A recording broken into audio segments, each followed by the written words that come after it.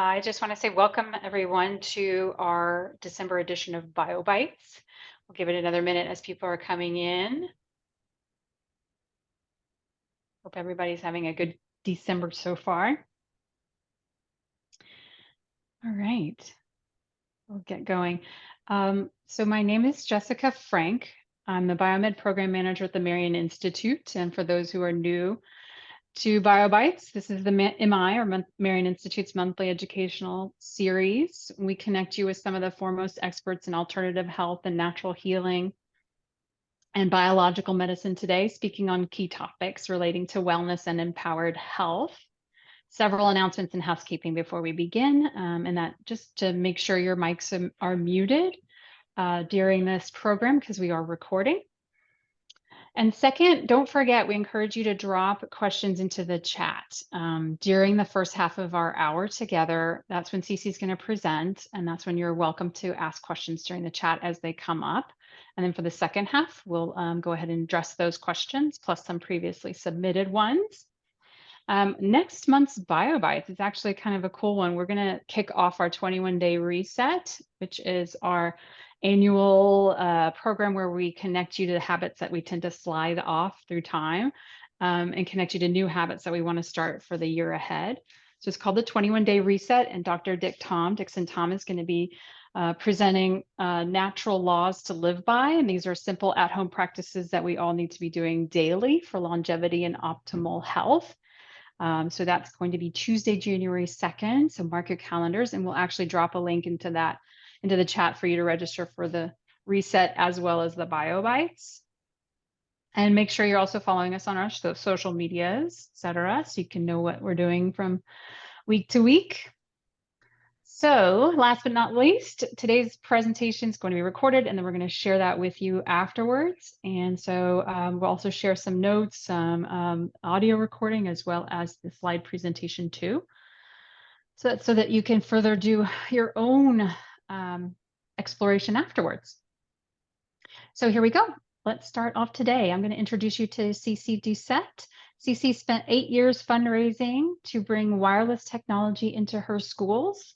Then she learned it was harmful, investigated the non-industry funded science, and helped her own children's schools become the first in the nation to take precautionary measures with wireless tech. She's also helped her public library become the first in the nation to loan a radiation detection meter and to host documentary film and discussion series on electromagnetic radiation and health. She established the Massachusetts for Safe Technology to bring citizens together on this vital issue, and works with schools, communities, municipalities, and legislatures to address wireless radiation in public health. She is also the Education Services Director with the international nonprofit Wireless Education, which offers affordable 30-minute online trainings for schools and families to see. And Cece was honored to co-chair the technology panel for the Health in Buildings Roundtable Conference at the National Institutes of Health, and to present state and local policy at the International EMF Medical Conference. She has been featured on Boston 25 News, PBS, Spirit of Change magazine, EMF Warriors, and in the films Generation Zapped and Wi-Fi Refugees. And we'll drop some links throughout our program today in the chat for you. So we are very grateful to have her here, and there's so much to cover. So without further delay, I'm just going to click a button and bring Cece on. So here we go. Take it away, Cece. Thank you. Thank you so much. It's such an honor to be here with you and to see some friends and familiar faces in the audience. Yeah, so like many of you, I had no idea there was anything to be concerned about with wireless technology. And I have prepared a set of slides that Jessica and her team will be sending out to you. So anything as we go through my slides that we see underlined, you will be able to drill directly down into the facts on that. And we encourage you to do your own investigation. Don't take my word on any of this. Get to know the realities for yourself. Most importantly, the solutions for how to have safe technology. So that MTPW after my name just means I had the privilege of earning a master's in technical and professional writing from Northeastern University. I also earned my bachelor's there in communication studies, and never did I imagine that those backgrounds would lead me to use that skill set to be with you here today. But you never know what the future holds. So when my children were in school, we were hearing more and more about this 21st century classroom and how our kids were going to have all this need to have all this great technology to succeed in the world. So I was heading up our local education foundation at that time. So we jumped in and I ran fundraisers to get wireless infrastructure, to get the iPads and the Chromebooks and the smartboards and the minis and all that we were being told that our kids would need. And then one night at book group, a girlfriend of mine who has chronic Lyme, and all 4 of her children have chronic Lyme, she's an electrical engineer, and she was hitting their health issues very systematically. And she started reading this book called Zapped by Anne Louise Gittleman. And in Zapped, she was learning that there were biological effects to today's wireless technology. And I'm a technical and professional writer by trade. So I just thought, I wonder if there's any science to this. And so I just went looking. And folks, you will be astounded that you don't have to look very far before you come across thousands of peer-reviewed published studies showing extensive biological harm. And we'll go through that in just a minute. So I start sharing all of these studies with our school committee members, and the chair and I are passing back and forth things like, hey, did you see that the French National Library took Wi-Fi out in 2008 because of the biological risk? Or did you see that pockets in Italy and Belgium and Israel were removing wireless from the classroom? And so it was not an easy conversation to have. Because the industry got a really big head start on us and started promoting their all Wi-Fi all the time. But ultimately, our schools became the first in the nation to even have this little sign hanging in our classrooms to turn devices off when not in use, to turn the Wi-Fi on only when needed, and always put a radiating device on a solid surface. So that was back in 2014. And then I met with my state senator and my state representative to see if they'd ever heard of this issue. They hadn't. But when I measured Senator Karen Spilka's cell phone and her district director's laptop, both devices went right off the charts on my radiation detection meter. And I'll give you a demonstration on that in a minute too. So Senator Spilka put me with an attorney in her office, and together we crafted a very simple bill that would simply bring the right minds together at the state level, look at this issue, and then determine what we should be doing. So on this journey, I have had the privilege of connecting with many of the world leading experts in science and medicine and public policy and advocacy. And we have built a little nonprofit that our host mentioned, called Wireless Education. Literally, you can go take a course online for about a half an hour. We are poised to train your entire school district, your municipality, your offices at work, so that everybody at least knows there's a risk and what you can choose to do about that. So when we were working on our bills at the State House, I went to a presentation that was done, and we had people from all over the state in there talking about this, which was so great because for 2 years, I was the only person I could talk to about this. And honestly, I wasn't fully sure what I was talking about. It's now been 10 years and I've got a pretty good handle on the science and the medical implications. But as we connected down at the State House, we started staying in touch, and we built out Massachusetts for safe technology. So folks, the message is not no technology, because we love it and we live by it, and we couldn't be together today without it. But there are hazardous ways of using technology and there are safer ways. So we're going to teach you what those are. And my website has all the information that we discuss. You can access it at your fingertips at Massachusetts for Safe Technology. And then I like to share this link because when I was invited to lead up or co-chair this technology panel down at the National Institutes of Health, we were limited to 10 minutes each in our talks. And we had with us Dr. Martin Pall, who's one of the world's leading scientists on this issue, we had Frank Clegg, who's the retired president of Microsoft Canada. And when he retired from industry, some of the scientists met with him and measured his home. And everything, of course, your high tech was off the charts with radiation. So Frank Clegg reached out to a dozen of the world's leading experts. And when he finished his investigation, he concluded that our government guidelines in Canada, Safety Code 6, are not safe. Here in the United States, those guidelines are put forth by the Federal Communications Commission, and they are not safe. So it was great that Frank flew in on his own time and dime from Canada to join us for this panel. We also had Peter Sullivan, and I first came across Peter's work online, I think through a YouTube video, where he was talking to a group of philanthropists and educating them on what the wireless issue is. Now, Peter had been a fighter pilot, kind of like Top Gun, before he went into his engineering career in Silicon Valley. As a pilot, he was way up where he's much closer to the gamma rays than you and I are down here on the ground. He was also in a plane equipped with heavy radar on the outside and a lot of instrumentation paneling on the inside. So he was getting huge doses of man-made electromagnetic radiation. So Peter came and spoke at our conference. And when I listened to Peter speak initially, he said that he got really sick to the point where he was dropping terrible weight. His teeth started getting really brittle. And when his sons both came into the preschool years, they both got diagnosed on the autism spectrum. So Peter has been very active in the autism community for a couple of decades. He did what a lot of parents will do, which is to start by cleaning up the diet, going to organic foods that are not introducing neurotoxic chemicals to the brain and the body. And then he went so far as to do the heavy metal detox to pull those toxins out of the body.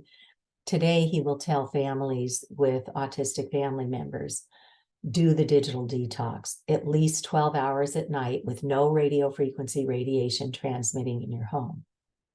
And he will tell you now, because he followed these protocols, neither of his children are on the autism spectrum anymore. And his sons are both adults now, both went through college, did great. And we don't want to give false hope. We know that every person's body is biologically very individual, but there's something called de novo mutations in the world of autism. And that means it didn't come through mom's bloodline. It didn't come through dad's, genetics. It came from somewhere in the environment. And so doing a digital detox starting at night to protect your sleep could be one of the most important health changes you make in the coming year. So we also had on this panel Theodora Scarrato, who's the executive director of something called the Environmental Health Trust. They arguably have the world's largest database on this issue with public policy from all over the world. They have the scientists and the doctors on their board, leaders in our country. And Theodora came to teach us what others are doing. And like I mentioned, other countries are way ahead of us.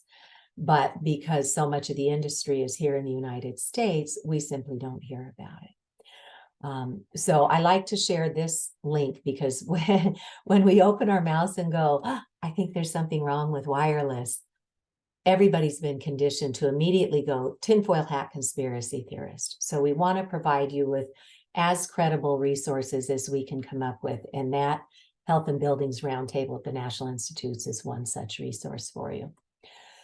So one of the biggest gaps we had when I fell down the rabbit hole with this issue back in 2013 is that we could tell that so many people were getting sick, and they will go to their doctors and tell them all these crazy symptoms they're having, and the doctors will run the test they know to run and come up empty and say you're fine.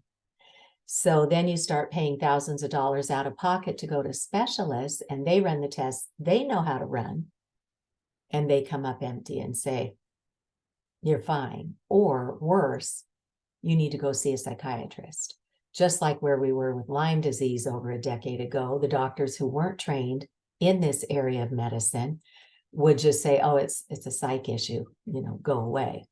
But today we are very fortunate that we have now had 2 major international EMF medical conferences. And you'll hear this area referred to in a number of different alphabet soup acronyms.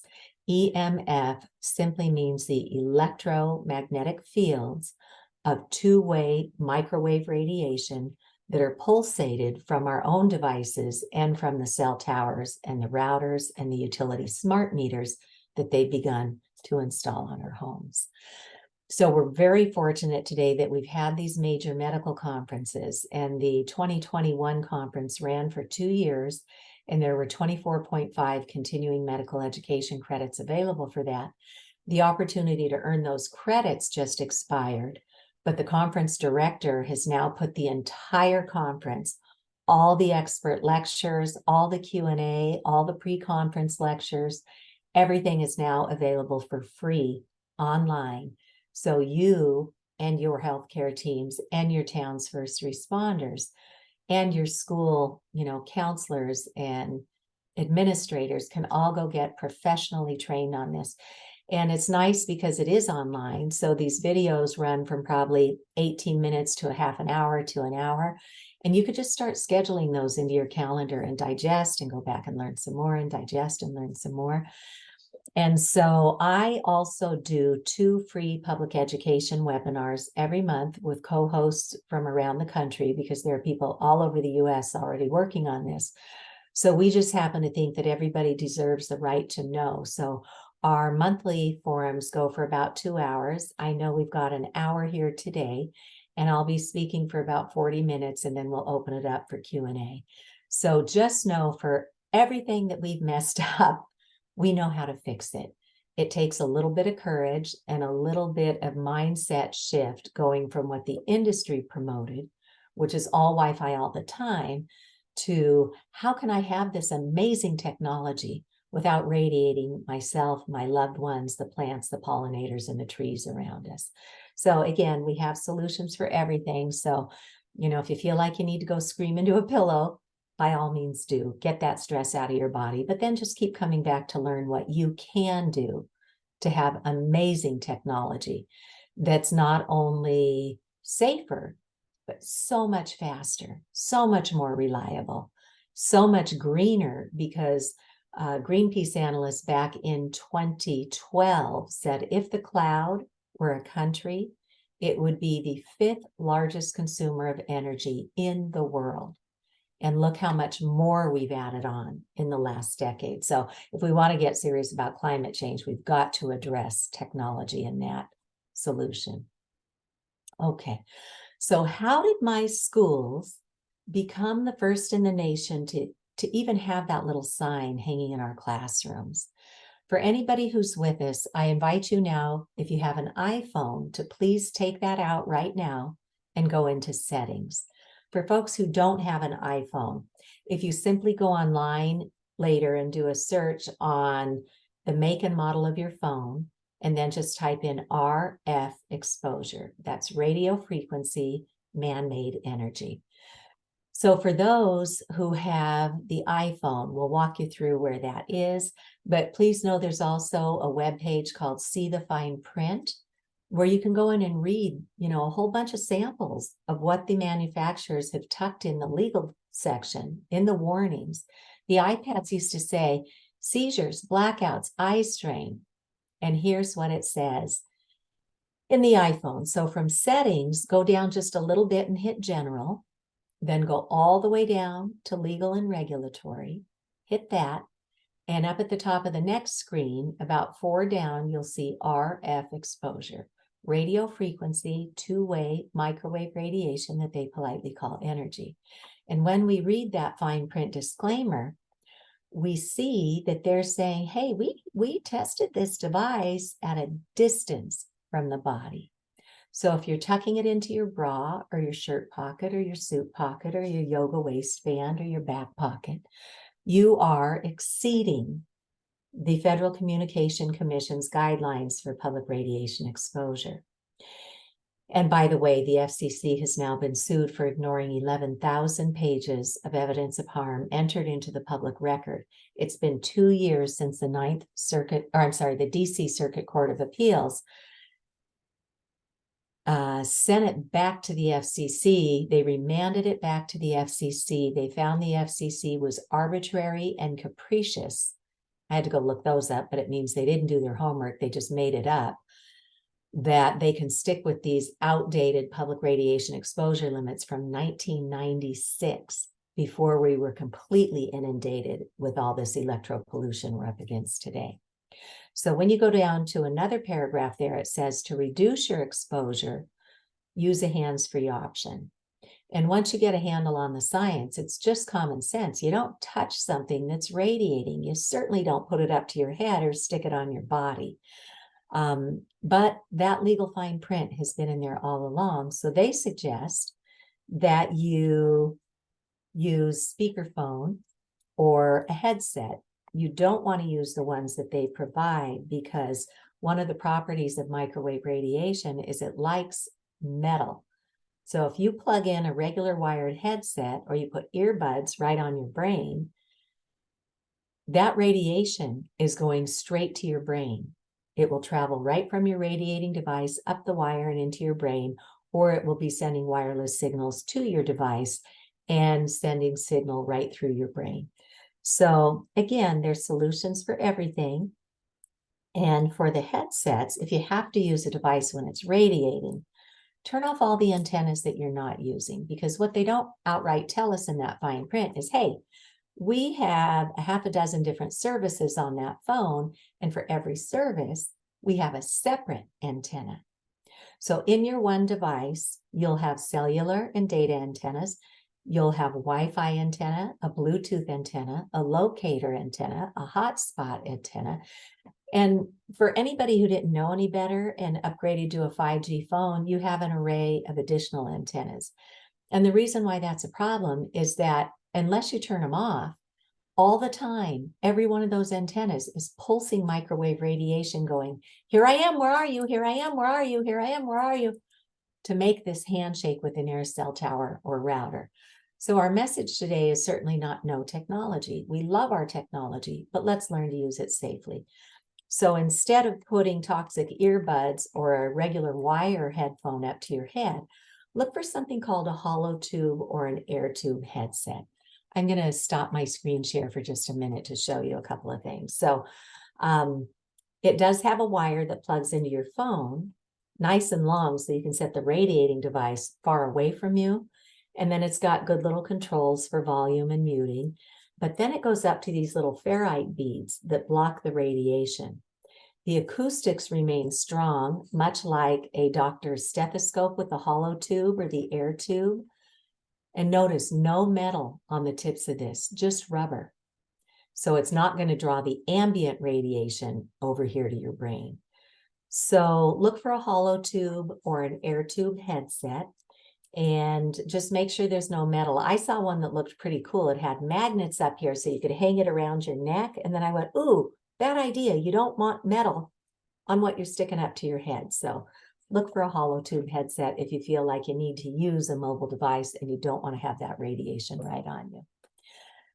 So one of the first in the nation things that I wound up doing is my brain goes towards solutions, right? And I learned that there are radio frequency detection meters out in the market that can help us to get our heads around this invisible toxin. So the radiation detection meter that was recommended at the EMF, or electromagnetic fields, medical conference is this one. It's called the Safe and Sound Pro 2, and I think these will be in the video notes that you'll be shared. And it's a broadband radio frequency meter. Now, when I turn it on, you'll see all the lights will go on, and then typically in my house, it settles back down into the green because I've taken these baby steps to just fix everything in my house. So here in my home, it is in the green, which is labeled as slight because my neighbors, you know, they've got all the Wi-Fi in their homes. We do have a couple of digital utility meters for electric and solar mounted on the far side of my house. But right here where I spend my time all day, we are at a maximum spike of this radiation of 7.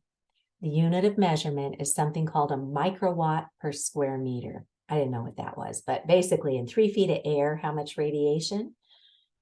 I'm at 7.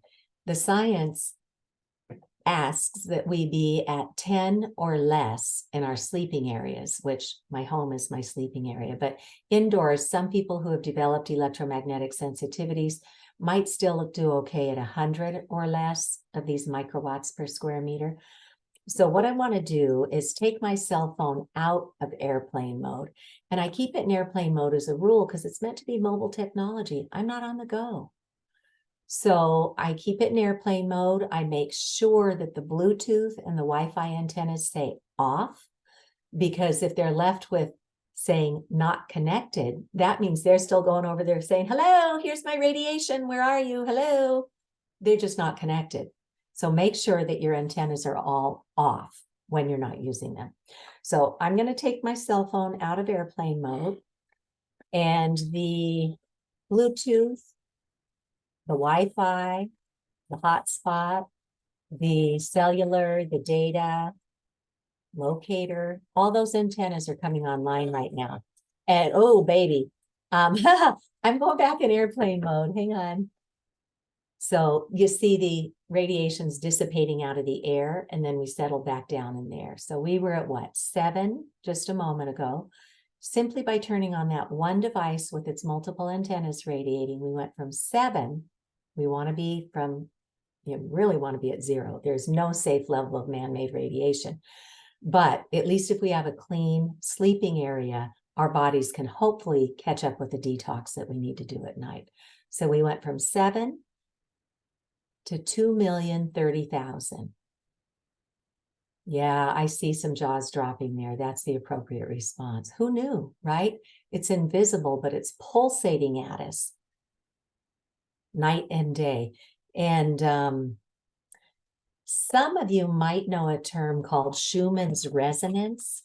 So there was a scientist named Schumann, and he figured out that we have these beautiful natural electromagnetic fields with the earth, and we're all meant to be synchronized with that. So the earth pulses this lovely healing energy. It gives us electrons to regulate our own biological systems 7.83 times per second. So round it up, 8 times a second, we get this beautiful healing energy when we get back outside and connect with nature. What we did when we got so fancy with digital technology is we went into the megahertz range. So that's, 8 hertz, or 8 times a second, we get this lovely energy. In the megahertz range, we get pulsated with these spiked erratic microwaves at 1,000,000 cycles per second. That's what megahertz means. And then in the gigahertz range, which a lot of our technology operates off of today, that's 1 billion times per second. We're getting jackhammered with these spiked erratic pulsations of microwaves. And how they can fit 1 billion of anything into 1 second, I don't know. You and I may feel it, or maybe we don't. I've never felt good under, say, the fluorescent lights or those swirly CFL light bulbs, or even LEDs. They've got a flicker in there. And my brain has always said, whoa, what's that?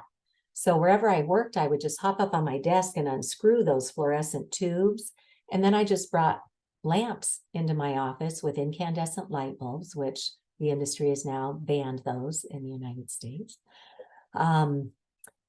So I put the nice soft lighting in my office, and people would just be walking by my office, and they'd come in and they'd sit in my chair and go, Cease, I love your office. It just feels so good in here. So our bodies know, we just haven't had the benefit of having the scientific information to allow us to have the freedom to make healthy choices. So I'm going to go back to my screen sharing. In just a second, you should be able to see that. Give me a shout, Jessica, if you can't see it, but I think you should. So, I said, my mind goes towards solutions. We broke it, let's fix it. I brought this technology into our schools, let's get it out. So I went after a grant in our public, in our select board, they have a pot of money that gets distributed out through grants in our town. So I wanted to get a radiation detection meter for our schools, and I wanted to get one for our library. And I went, all excited because I've got a solution right in my hand here. And I go to our select board, which is our city council type form of government. And I said, here's a grant application. Let's get 2 of these meters, give one to the library, give one to the schools. We can all figure out what we've gotten ourselves into and fix it. Okay. Well, they're looking at this going, we've never heard of this before. Come back next time. So I come back next time and they go, gee, probably more of a Board of Health issue. Go see the Board of Health. Well, I went to the Board of Health, to our health director here in Ashland, Massachusetts, and he had been around at the time when industry was first putting in the cell towers back in the 90s. And he said, Cece, they told us back then that we have to follow, the local level has to follow the state, and the state has to follow the federal, and the federal is implementing this Telecommunications Act from 1996.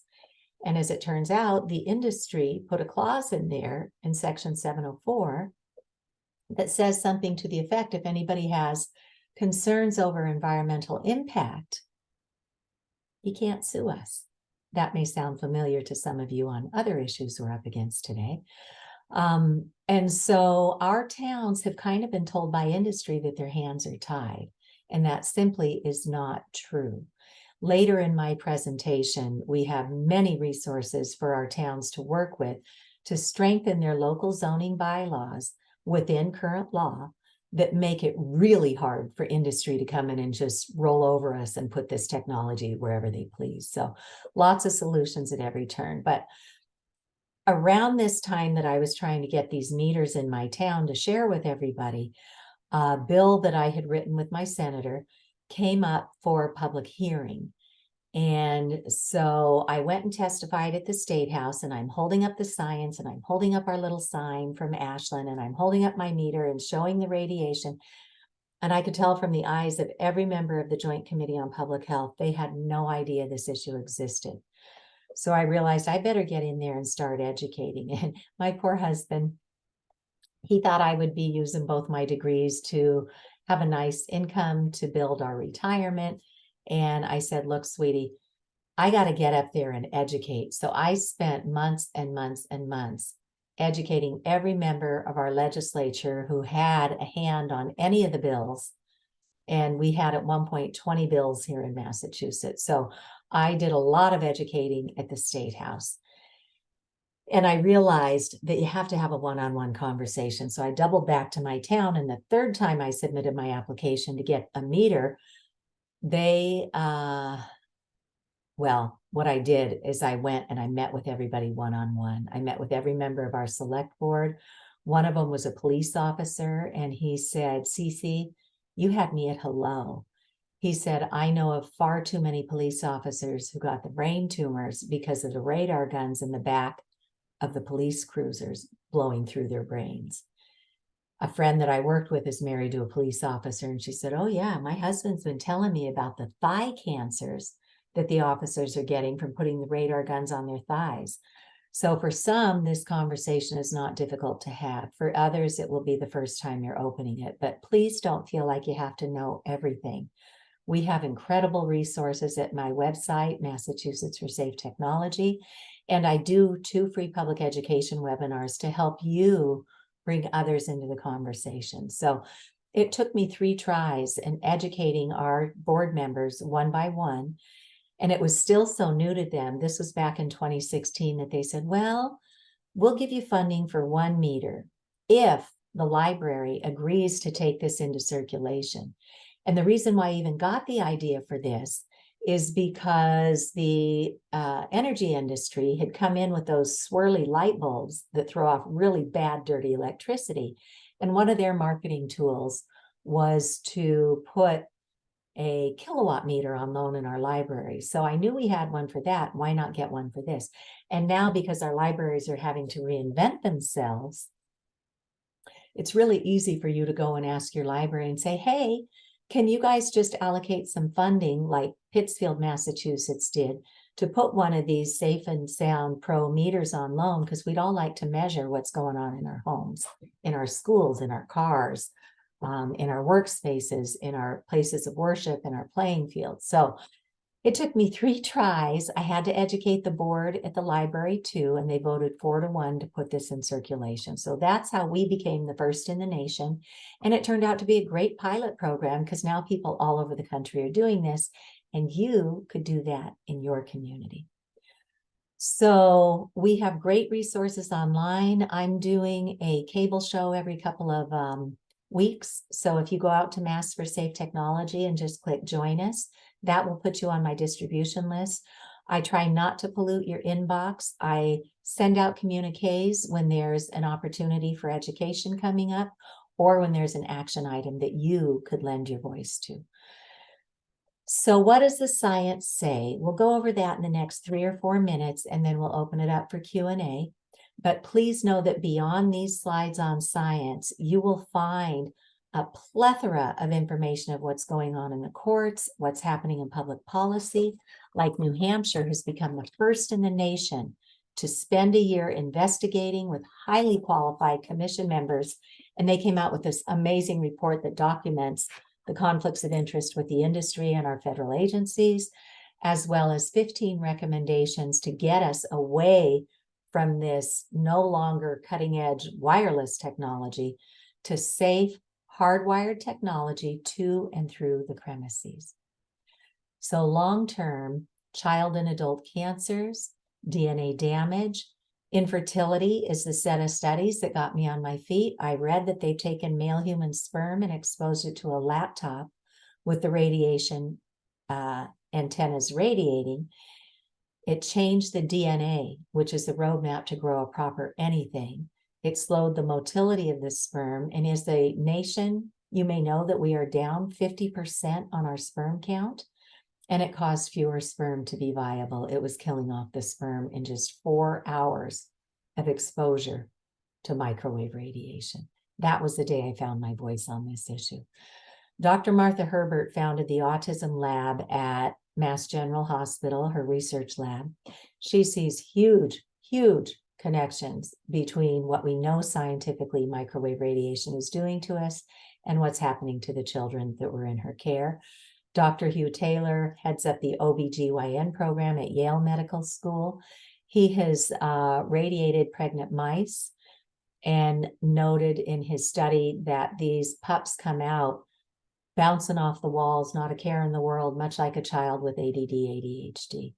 Dr. Martin Pall has culled the science on Alzheimer's and shows that it's now coming on not just in our 70s and 80s and 90s, where it used to take 20 or 30 years to surface like cancers did, but people in their 60s, in their 50s, 40s, 30s, and even in rare cases in their 20s are getting Alzheimer's. So we cannot continue to pollute the environment of the brain.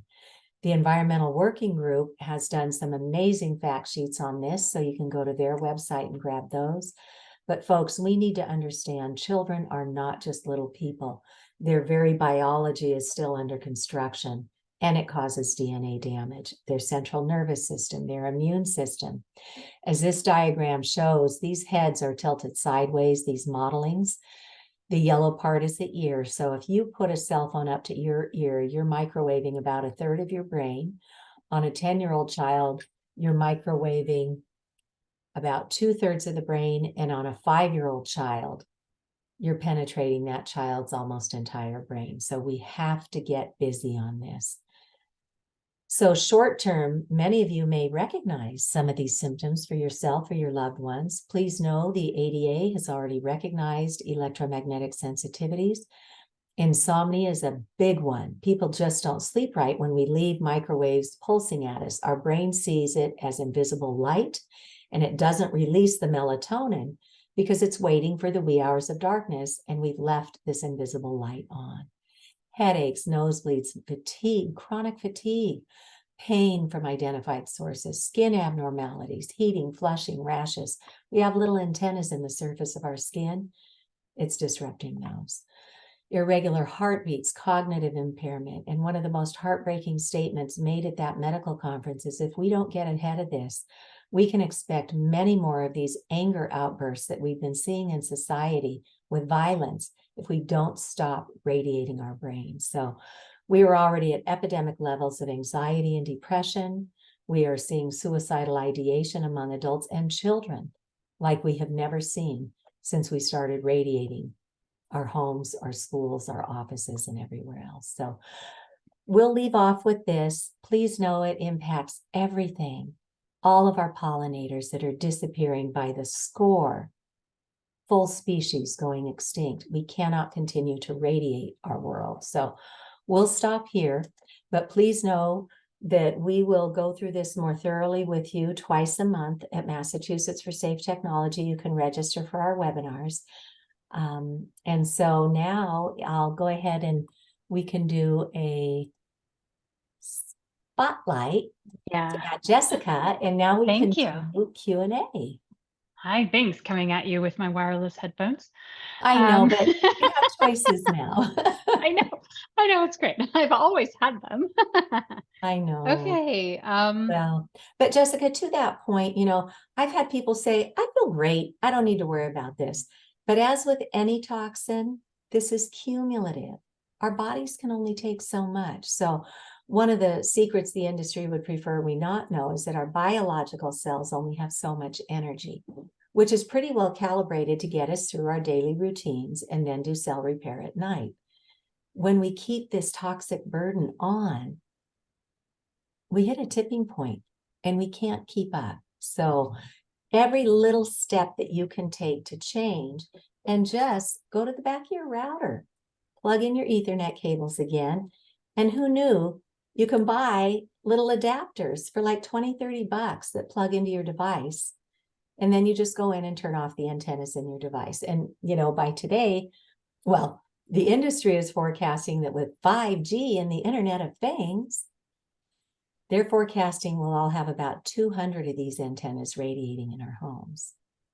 My stove radiated at 1,090,000 until the tech came out and just unplugged the antenna for me.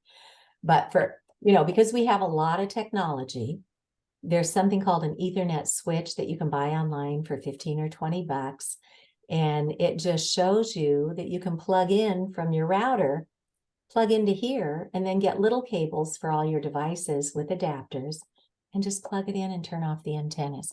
So not only is that safer, but your signal will be screaming fast, far more reliable, because you're not just buckshotting your data out into the air where it, you know, degrades, but it's so much greener, more sustainable. Your privacy and data are far better protected through a wire than somebody who could hack into your wireless transmission. So yeah, Great. baby steps. Be gentle with Yeah. yourself. But That's awesome. Such a great information and great presentation so far. So I just want to switch over to our Q&A at this point, just to make sure everybody's clear on what happens in airplane mode. When you switch to airplane mode, all those antennas are automatically disabled, correct? Okay, cool. Most are. On an iPhone. Okay. You have to go into the Bluetooth and the Wi-Fi and just turn them off. Okay, cool. Yeah, Just do that little. Really, honestly, because the industry is putting these antennas in everything you buy. I mean, seriously, we've lost our minds. They have come up with this little pod that you can stick on your baby's diaper, and it will send you wirelessly a message to your cell phone, so you know your baby has soiled itself. I know, right? Come on, pick up the baby and do the sniff test like we always did. More importantly, be sitting there with your child, engaging with your child, right? So having a meter is critical. This one is about $400. There are some fine ones in the, you know, just under $200 range. Get one for your library, share it with everybody. Some people can just go buy it. It's not a big deal. Others will get together with their neighbors and they'll just buy one to have and pass around. So you really have to measure, because you just don't know when you're being radiated. Well, I want to make a shout out to Wendy, who also dropped in the chat this 20% off promo code. I think it's MC2023. Yeah, and the link in the chat, and she's showing it if you have Wendy on your screen, in the Natural Awakenings magazine this month. So get that 20% off if you want. Excellent. That was such a good article, Wendy. Thank you so much for doing that. Yes, it was. And we're actually going to include a link to that article in our resources when we send the follow-up email out. So that's all going to Excellent. be there. So quickly to the questions then. Let's see. I think we're covered there. We're covered there. Can you dispose of those curly fluorescent light bulbs in a safe way? How do you dispose of those? I think you take them to your town for Okay. disposal. Yeah, usually the Department of Public Works can get rid of toxic stuff like that. Okay. And bouncing over, I'm actually going to go to a previously submitted question here. Is infrared light exposure a real thing to help reverse the effects of all the blue light 4G and 5G waves? What I would recommend people do is go out to the Building Biology Institute, and these are highly trained professionals who can be engaged to come into your home and check for mold, to check for VOCs, and all these other environmental pollutants we've come into in recent years. They also have electromagnetic radiation specialists, but they have fact sheets that are free and online, and they do have some around that topic. I don't have one myself, but my understanding is that the infrared sauna is a really good way to do detoxing. My friend Wendy, who has, not this Wendy, but a different one, who has chronic Lyme, she and her family all use the infrared saunas. So, yeah. Oh, that's fantastic. Okay, what is the definition of someone being EMF sensitive or having hypersensitivity? And how do I know if this is from a submission, how do I know if my family and I are in that category? Okay, so when you get my slides, you will see, the whole list of the headaches, the nosebleeds, the nausea, the dizziness, the anxiety, the pain from unidentified sources, skin abnormalities, heating, flushing, rashes, hot ear. People talk about that when they put the cell phone up to their head, and a host of other ailments. So do this. Stop radiating yourself, at least at night. See if your sleep improves. See if the children's behavior issues calm way down. For me, a couple things. In hindsight, I now recognize when I would hold a radiating device, my pinky finger would start to tingle. And now scientifically, we know what that is. It's something called the rouleau effect, which my little brain, I remember it because it sounded like the candy Rolos, right? That stacked up caramel chocolate candy.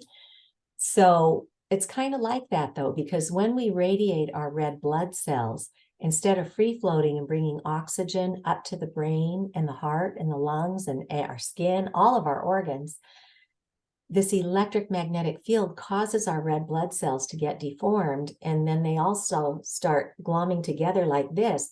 And then this chain of deformed red blood cells can't get into, oh, Wendy Pachon is holding up something that will explain that for you too. But the bottom line is remove the exposures. That's free.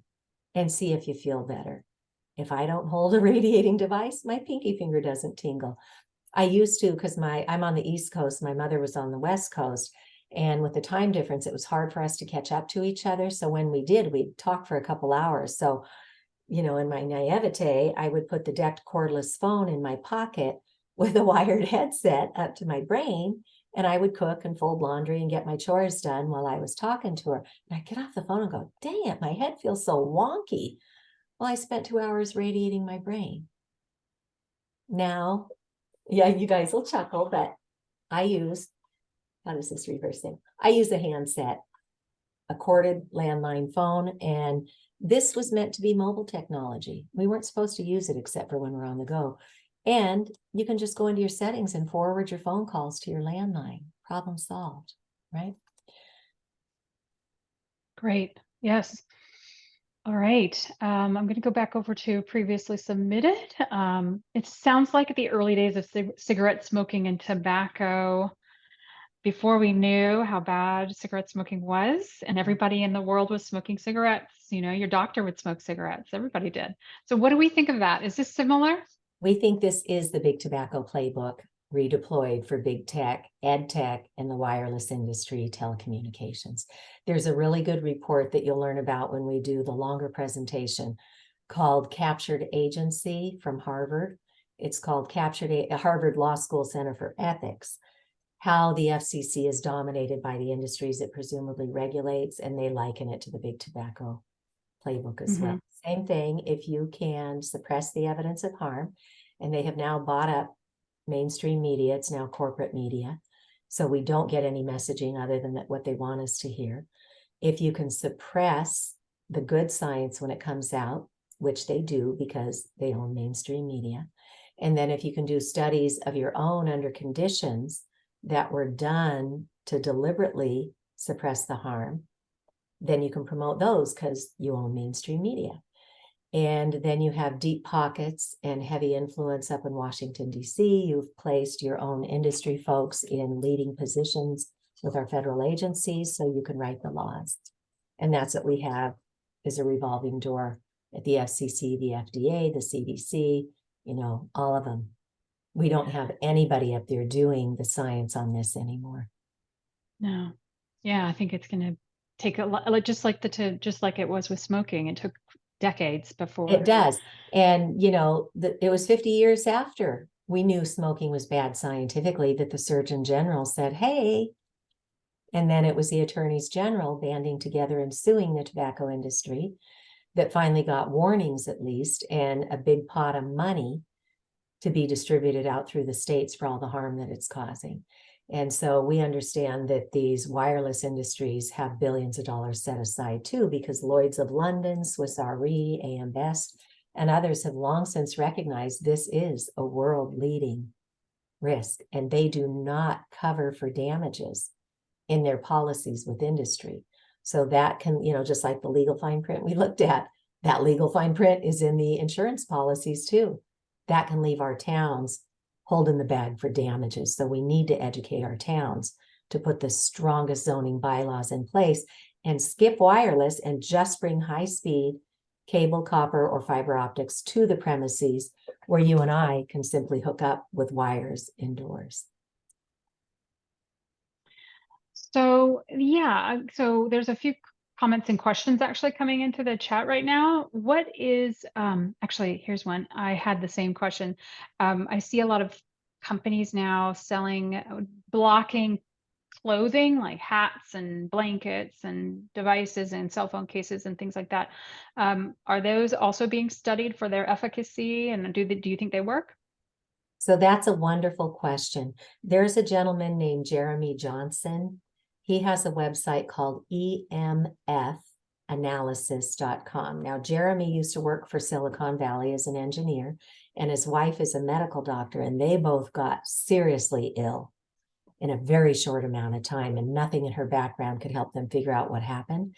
And they ultimately realized it was when a bank of smart meters went in on their condo that they got taken down. So Jeremy has been through this personally, and he's got a statement out on his website about products that you want to be really careful with, like stickers and stuff that people are putting on their phones, because what might support the biosphere of one person could short out another person, because we're very different individually. So some people will recommend that you do muscle testing to see what your body is telling you with a particular thing. So that could be one avenue to go to. He does have some recommendations for meters, for, the headsets, for guard covers that would create like a Faraday cage with some shielding fabric and stuff. There are sleep canopies. If you live in a city, gosh, our cities are so electropolluted right now that even if you do everything right in your house, you might be getting something powerful that's outside of your house pulsating in. So there are sleep canopies. They look really pretty, kind of like, Knights of Arabia or something. And you can create basically a Faraday cage, and you can measure how much radiation is outside the bed and then measure inside once you close up these sheer curtains. It's really quite pretty. But some people will, wear hats or clothing. But again, that should not be your first line of defense. Your first line of defense should be removing the exposure. If you have to go out in public and if you are sensitive, then some people do choose those products. But, do your research, make sure that they have been tested and that people who are electrically sensitive are saying, yeah, that was a good idea. Okay. How can we be proactive at work when maybe things like this aren't in our control? So what's the best way to protect yourself in an office? Get a meter, right? Because again, everyone's trained as soon as you open your mouth, tinfoil hat conspiracy theorist, right? But when the two things I found most helpful is one, say, hey, do you have an iPhone? Walk them through settings, general, legal and regulatory, and RF exposure. Now you've taken it from conspiracy theorist to holy moly, really? And then they're going to be more apt to listen. And then when you can show them the radiation coming off and say, yeah, and we want to be, certainly no more than 100, but really 0 is the only safe level, because there is no safe level. And then you don't have to know everything. Send people my way. That's why we do these 2 free public education webinars every month. So at whatever point people join the conversation, whether they be a colleague or a loved one or a municipal leader or a school teacher or school administrators or legislators, send them our way. We will give them highly credible information in an easy enough, digestible fashion that we can all start working on this together. That's awesome. I have a couple more questions. What is your biggest hope for the future? My biggest hope for the future is that we'll get a magic wand and a silver bullet and we'll make all the corruption go away. But realistically, there's no cavalry coming. So it's up to you and I to learn what we can learn and then even realize we have a right to choose safe technology. Make the changes for yourself, protect your loved ones, and then go outward from there. Start by maybe the first thing you'll do is, gee, I don't really need this all the time. It's a time suck.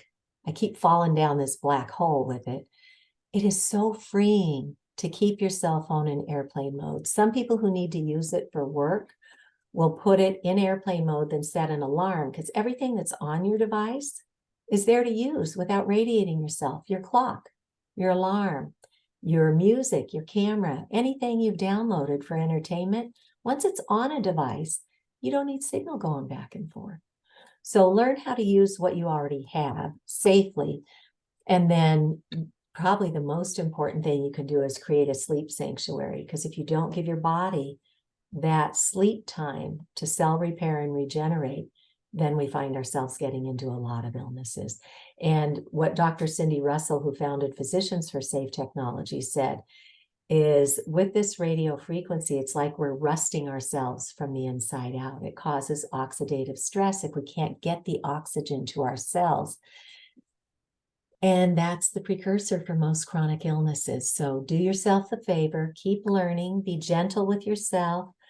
You're the only person you can change. You can't change anybody around you.